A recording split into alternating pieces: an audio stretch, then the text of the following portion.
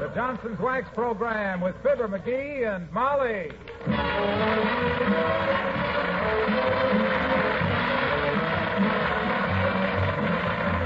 The makers of Johnson's Wax and Johnson's Self-Polishing Glow Coat present Fibber, MCGee, and Molly with Bill Thompson, Gail Gordon, Arthur Q. Bryan, Dick LeGrand, L.V. Allman, and me, Harlow Wilcox.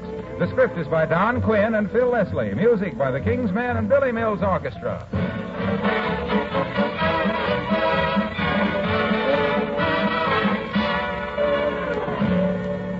Fibber and Molly join us in a moment. Here's cheering news. Next time you wax your floors and linoleum, you'll know you won't have to do that job soon again if you use the self-polishing floor wax that lasts up to 4 times longer. Because Johnson's Glow Coat is now water repellent. That's right. Glow Coat is now positively water repellent. And because it's water repellent, it lasts up to 4 times longer. Glow Coat doesn't disappear when water is spilled or tracked on it. And you don't wipe up the wax when you wipe up the water. You can even damp mop a Glow Coat protected surface repeatedly without killing its shine. You get far more for your money in Glow Coat. It lasts up to 4 times longer because it's positively water repellent. Tomorrow, give your floors this beauty and long-lasting protection only Glow Coat gives. Get Johnson's water repellent Glow Coat. No change in the package, remember, but there's a wonderful difference inside.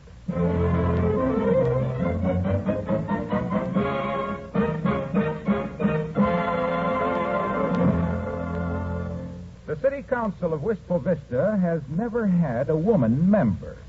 But as the bee said when it sat on the hat pin, there's a first time for everything. If the lady of the house at 79 Wistful Vista can be sufficiently urged to run for office. But for further details, listen to Fibber, MCGee, and Molly.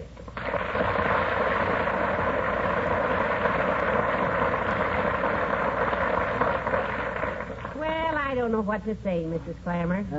Let's go over this thing again, slow, Clammy. I didn't get it either. I guess I'm kind of dull today.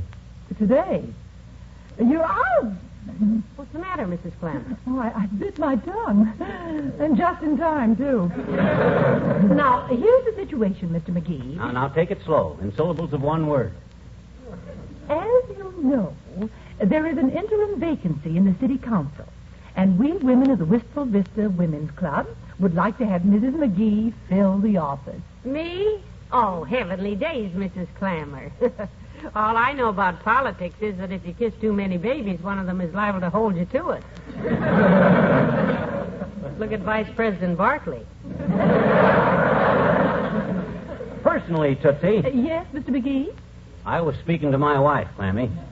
Since when did I start calling our neighbor women Tootsie?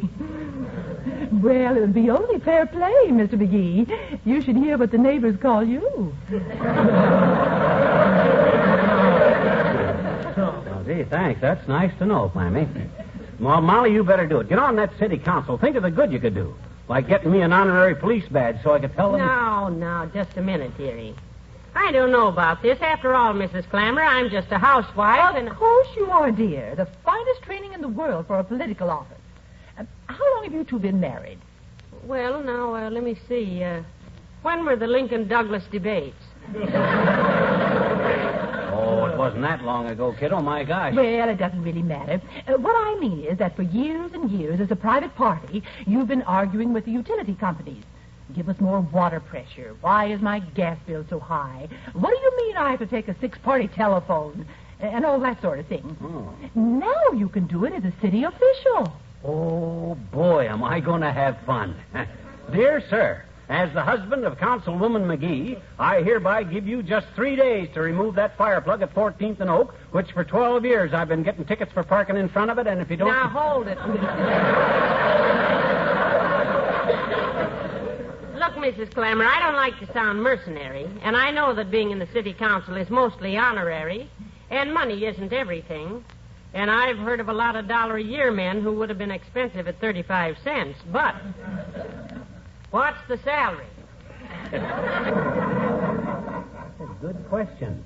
Strange, I didn't think of that. Well, as you say, Mrs. MCGee, it is mostly honorary.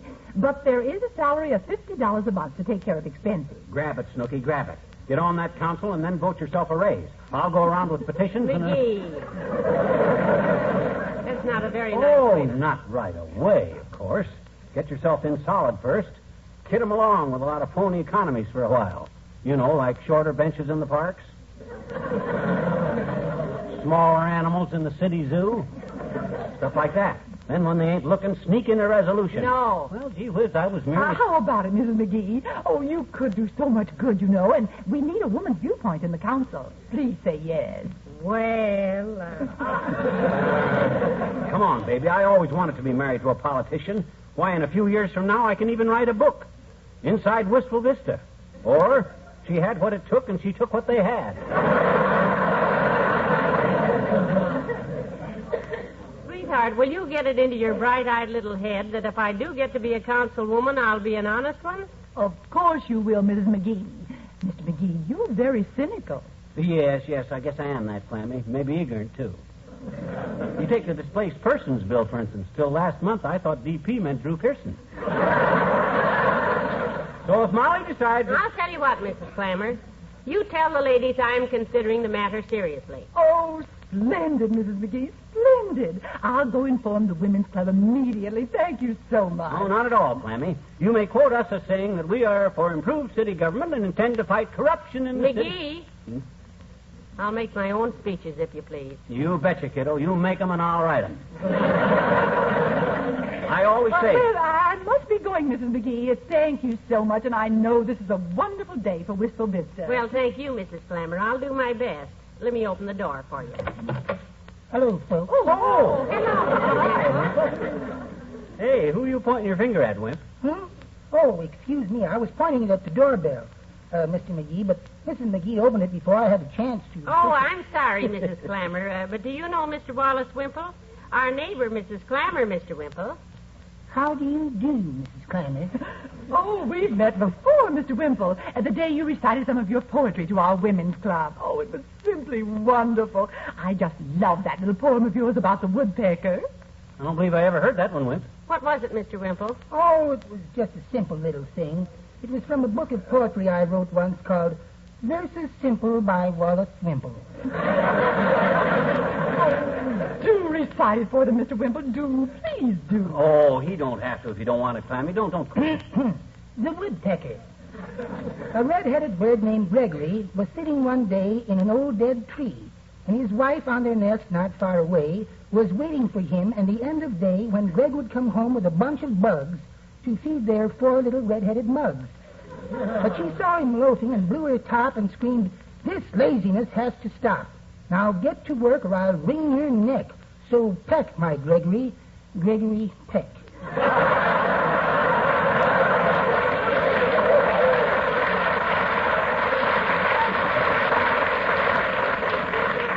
Oh, I just love that. Thank you, Mr. Wimple. Well, I must go now. Goodbye. Goodbye, So Mrs. long, Clammer. Clammy. Well, I can't give you much time today, Wimp. I and Molly got to get downtown to the city hall and start campaigning. My wife ran for office once. Sweetie face. You mean? Yes, my big old wife. She ran for dog catcher. Oh. During the campaign, she used to practice throwing a net over me every night. Make me run around the living room and bark and then catch me in the net. Yeah? Oh, I got so tired of it. Well, did she get elected, Mr. Wimple? No. I fixed it so the city didn't need a dog catcher, and they abolished the office. Well, how the Sam Hill did you do that? Well, it took my entire savings, but it was worth it. I bought a license for every dog in town. My goodness, when I think of being practiced on with a dog catcher's net every night for 4 years, I just sit down on the floor and scratch myself. Well, I've got to be going, folks. Can I drop you at the city hall? Do you have your car here, Mr. Wimple? Oh, no. I always walk. Oh, in that case, drop us off, Wimp. Get your hat, candidate.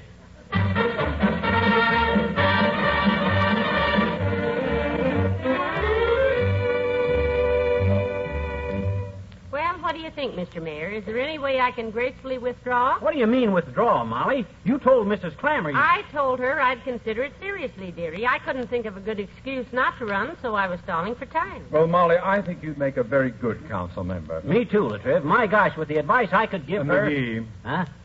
in the many years I've held the office of mayor in Wistful Vista, you have given me a great deal of advice also.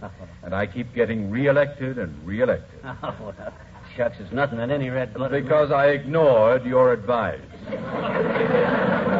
Now, be quiet a minute. Well, the only reason I was giving you such bum advice, boy, was because I thought your phone might have been tapped. Therefore, as I... Will you please be still a minute? Okay, but better men than you have ignored my advice, Latriv. When Tom Dewey ran the second time, I sent him a telegram. McGee. Okay, I'll just sit here and take notes. There's something else I wish you'd take, but it would need a doctor's prescription and require a post-mortem. Now then, Molly, I do wish you'd let us file your name. There isn't much time, you know. The election is in the morning, 10 o'clock. Council chamber. Oh, I don't know, Mr. Mayor. I don't really want to do it, but... May I say a word? No. Now, how about it, Molly? I can whip the other council members into line if you say the word. As Molly's campaign manager, I think our best strategy would be... Hush, dearie. Okay. You realize, Mr. Mayor, I'm just a simple housewife. Excuse me. Hello? Yes, this is my honor. I mean, I am his mayor. My mayor. This is Mayor Latrivia speaking. Yes? Yes, certainly. I'll cut the ribbon over the new 14th Street Bridge Wednesday at 11. Not at all. Goodbye. Cut the ribbon over the new bridge. My gosh, that bridge was dedicated last July. I know, but it's a very ugly bridge, and I've been ribbing the contractors about it ever since. They want me to cut the ribbon.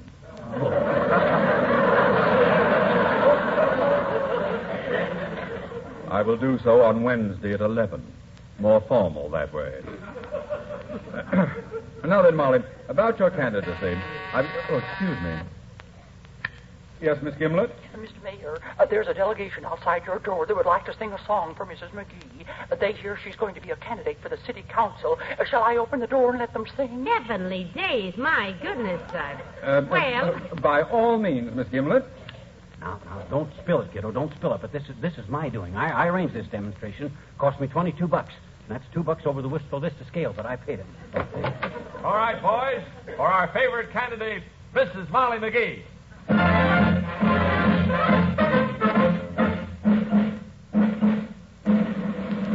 There's something about a hometown fair that makes you want to shout. There's something about a hometown fair that brings the neighbors out. Your sister may be the majorette who leads them down the street. Ta-ra-da-da-boom-de-boom goes your heart with their marching feet. Wherever you live throughout the land, there's something about a hometown fair. It may be the Elks, it may be the Moose, it may be the Shriners Band, the Fire Department, Police Department, or maybe the College Band. It may be the Lions or Legionnaires, or maybe the Rotary Band. Whoever they are, they're on their way. Come on, let's give them a hand.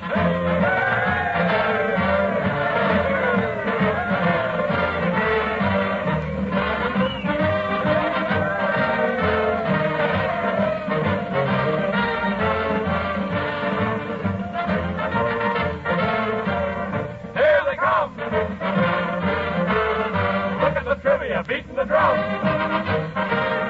Hey, look at McGee. Had to get in with his mandolin. Teeny is the majorette who leads them down the street.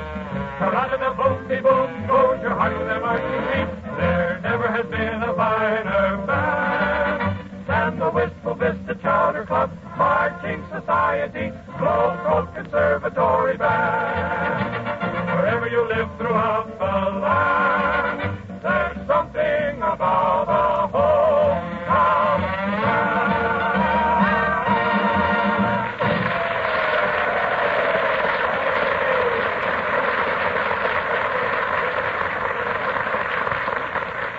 Thank you, everybody. Thank you. That was wonderful. And may I take this opportunity on behalf of my wife to say a few words? We feel that Wistful Vista... Miss Gimlet. That's That's a pretty rude way to treat a candidate's manager. By George, if I was... Well, we won't take up any more of your time, Mr. Mayor. Thank you, and I suppose I'll have to run now. But if I can think of a graceful way to get out of it... Don't tip over the banana wagon, kiddo. Well, so long, Latrivia. Good day, McGee. Good day, Molly, and good luck. Thank you, Your Honor. Look, baby, you gotta run. Think what it means to me. Why, with you on the council, I can ride on the squad cars. Play pinochle at the firehouse. And hire Junior. Oh, hello, Mr. Wilcox. Hello, pal. Hello, Molly. Say, I just heard the good news. Thank you, Junior. I think I'll do a good job. Doing what? I'm going to manage her campaign.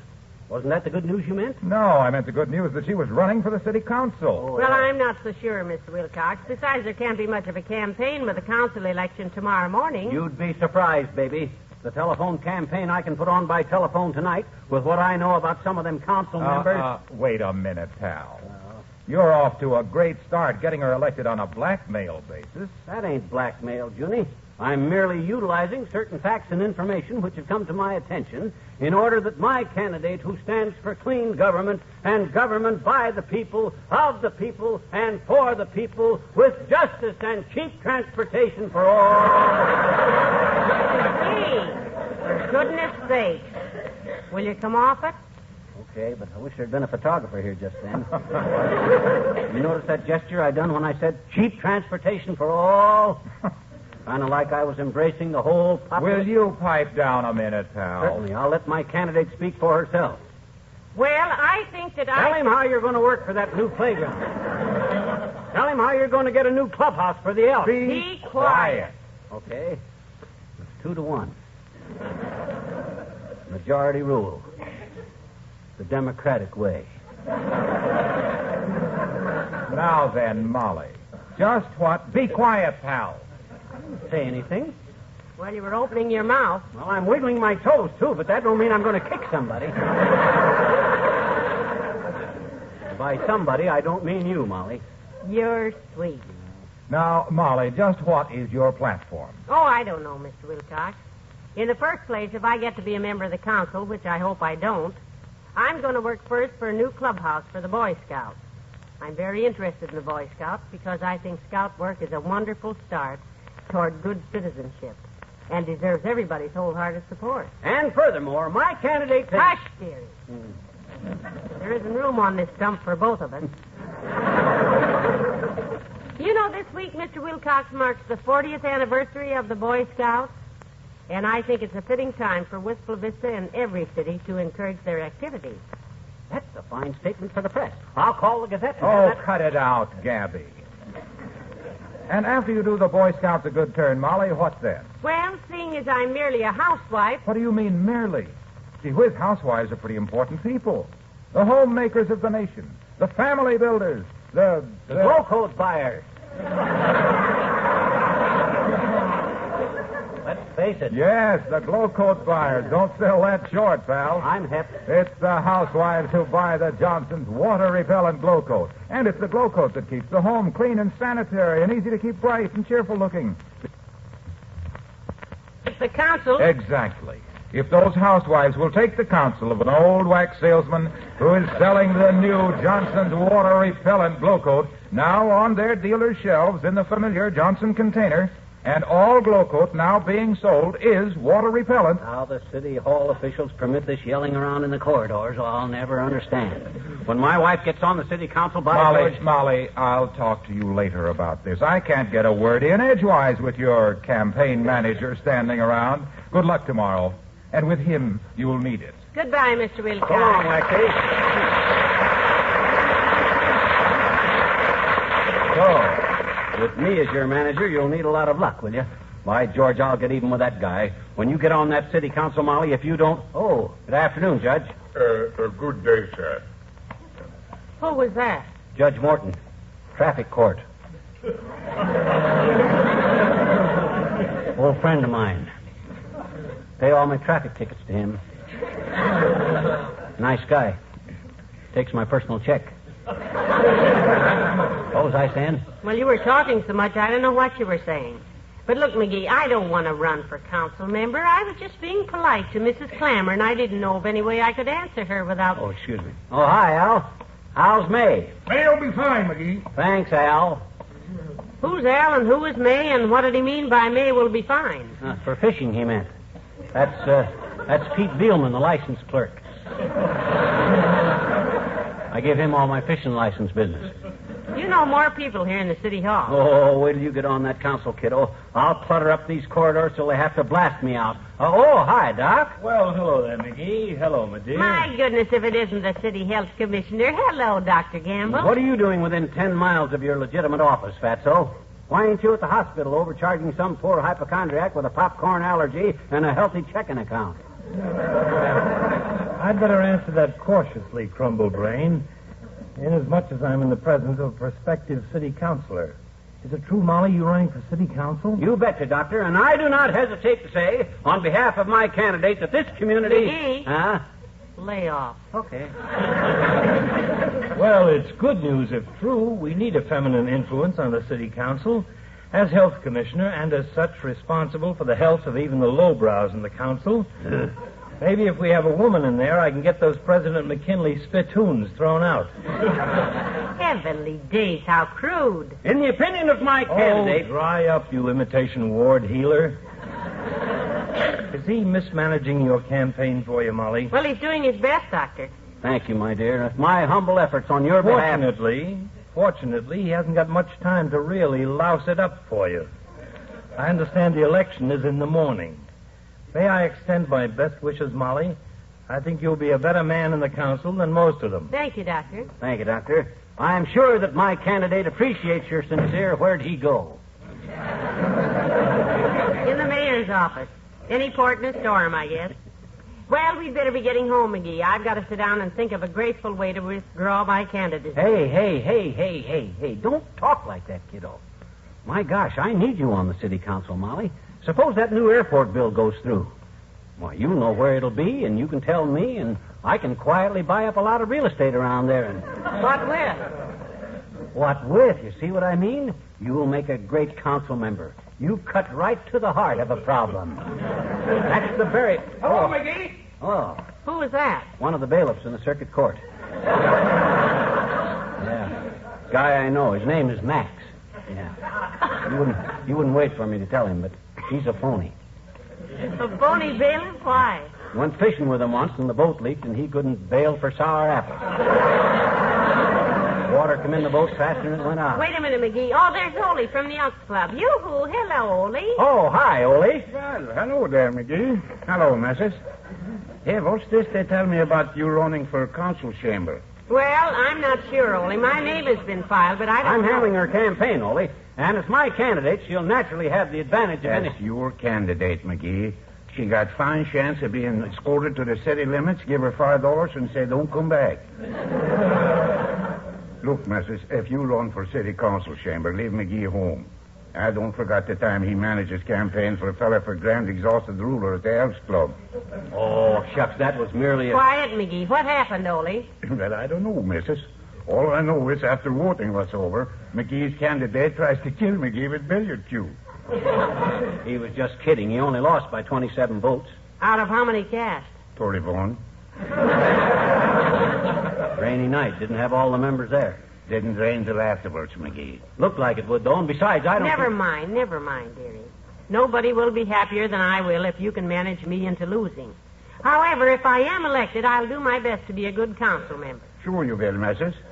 And that I got to go see the man at the license bureau now. And once again, somebody tears the cloth on the pool table at the Elks Club. I did? I mean, they did?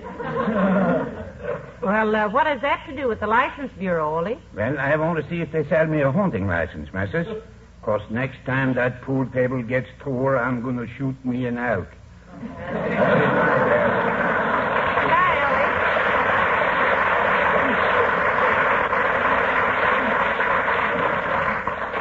If he meant anything personal. Oh, well, come on, candidate.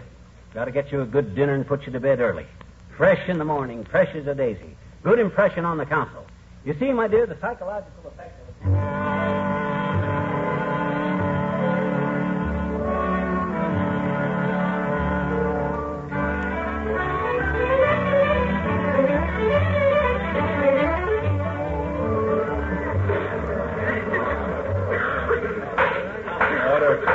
Order in the council, please. Order. Order. The next order of business is the election of a council member to fill the vacancy created by Alderman Franesy, who is leaving for parts unknown with unknown parts of the city treasury. Of the two candidates whose names are on file for this office, we shall ask for a few words from Mrs. Molly McGee of 79 Wistful Vista. If you please, Mrs. McGee.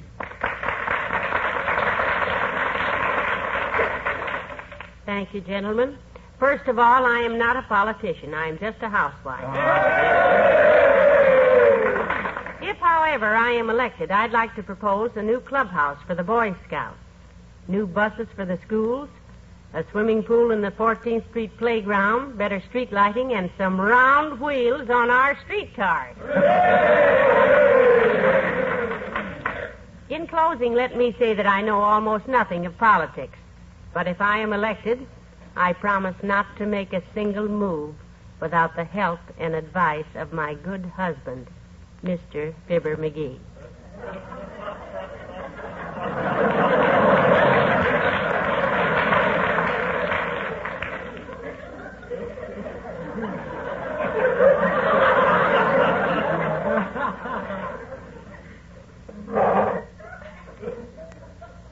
The chair recognizes Alderman Crotney. Gentlemen, I move that we elect the other candidate, Mr. Alvin C. Weingart, by a unanimous vote. Second.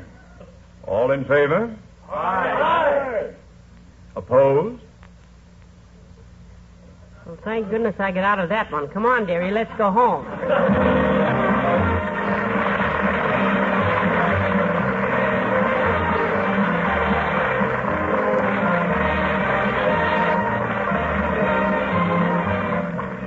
Fibber and Molly return in a moment. Most women I know have always regarded Johnson's Glow Coat as the very best self-polishing floor wax. But now they are saying it's a far better wax than ever before. Yes, they've found that Glow Coat is now positively water repellent, and that it actually does last up to 4 times longer. Floor care is much easier, too, for now they often just damp mop a floor they'd formerly have to scrub and re-wax. And if water is spilled or mud or snow tracked in, presto, just a swish of a cloth whisks it off that shining Glow Coat surface. You'll save work and money, too, if you take a tip from these women who know. Use Johnson's water-repellent Glow Coat on your floors and linoleum. Get it at your dealers tomorrow.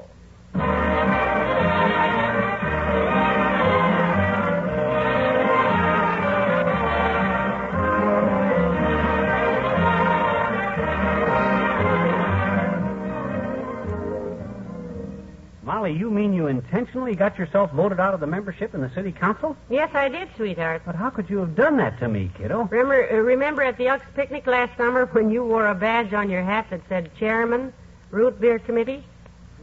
Yeah, but what that got to do with this? Well, I got to thinking if you could be as insufferably important at an Elks picnic with just a root beer badge on, how could anybody possibly live with you as the husband of a council member?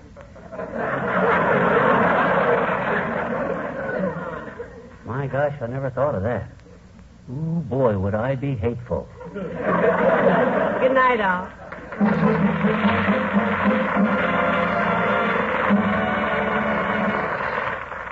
The makers of Johnson's Wax and Johnson's Water-Repellent Glow Coat of Racine, Wisconsin, and Brantford, Canada, bring you Fibber, McGee, and Molly each week at this time. Be with us again next Tuesday night, won't you? Here's the sensational new laundry finish that makes ordinary starching old-fashioned. Here's Brisk, B-R-I-S-K, made by the makers of Johnson's Waxes. Brisk is not just a starch, but a miracle starching mix that contains a marvelous new ingredient, fabric wax. It's better than starch in 4 wonderful ways. It restores the body and texture clothes had when new, gives that crisp look without that scratchy feel, keeps clothes 8 o'clock fresh all day long, cuts 15 minutes from every ironing hour on Brisk finished garments. Easy to use, no cooking, no boiling. Tomorrow, get Brisk, B-R-I-S-K, at your dealers. It's the only laundry finish that contains miracle fabric wax.